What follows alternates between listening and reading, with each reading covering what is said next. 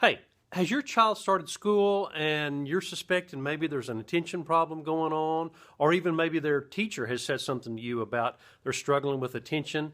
Well, listen, don't freak out about that. That doesn't mean they have ADHD. And even if they did, that's not the end of the world. But there's a lot of things that can cause attention problems other than ADHD. Let's talk about that.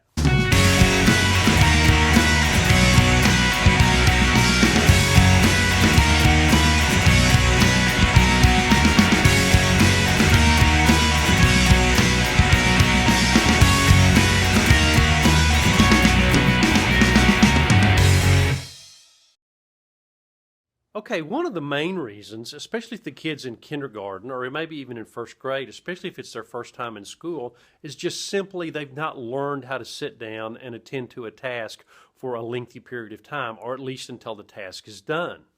All through those first 4, 5, or 6 years at home when they're playing, if they get tired of doing something, they just go do something else. But at school, you can't do that. And so when the teacher requires them to finish and complete their work, they really don't know what to do if they don't feel like doing that. And so that might look like inattention. They get up out of their desk, go somewhere else, and that may look like the fact that they have ADD or ADHD, when in fact it's just simply that they're immature. They haven't learned that skill yet. It's wrong to assume that a child automatically knows how to sit still and focus and complete a task. That's a skill that must be learned. And so you need to start with your children while they're very young and attending to that and making sure that there are times that you work with them to sit down and complete a task. Or sometimes children may learn that by sitting still in church for a lengthy period of time, or just doing family activities that require that you continue to do that until it's complete. Learning difficulties or even disabilities can mimic signs of ADHD also. Look, even as adults, if we're required to do something we're not good at, we don't want to. So with little children especially, if they're required to do a task, if they're reading or drawing or something that they don't feel comfortable with because they're not good at it, then they're going to look for other things to do to try to get out of that. Very often, especially in younger children, that means they get up out of their chair and wander around the room, go find something fun to do. That's a normal behavior for a child who's struggling with a particular academic task.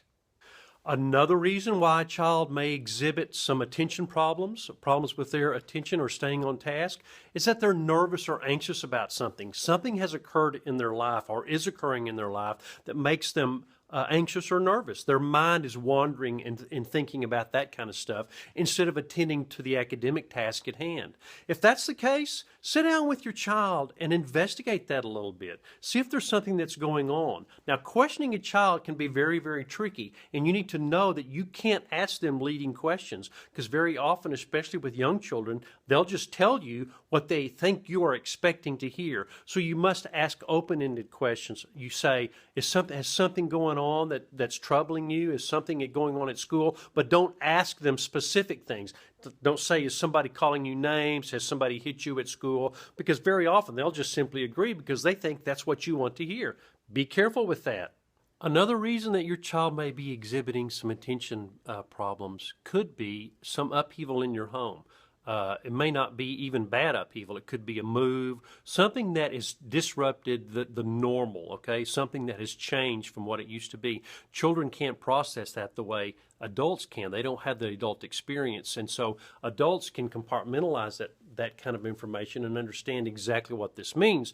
Children can be very nervous about that because they're not sure the ramifications of some particular change that's occurred.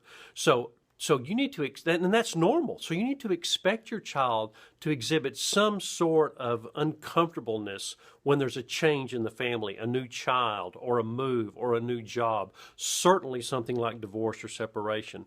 All of those things can look like attention problems and could be interpreted as ADHD, when in fact it's not. Very often parents are not aware that their child may be having difficulty paying attention or have attention problems until they get into school. So keep in mind that if your child's teacher expresses some concern in that regard, you need to take that seriously and do some investigation to see if that truly is an ADHD problem or if it's just an attention problem based upon some of the things I've already talked about. Listen, your child's teacher works with hundreds of children in their career. And so they're comparing your child to every child they've ever worked with. Take their concerns seriously. Sit down with them and visit about exactly what kind of behavior your child is exhibiting and work together to solve those things, to get to the bottom of exactly what's going on. If you don't, then you're not going to be able to know exactly what the problem is in order to be able to solve it. Now get out there and love those babies up.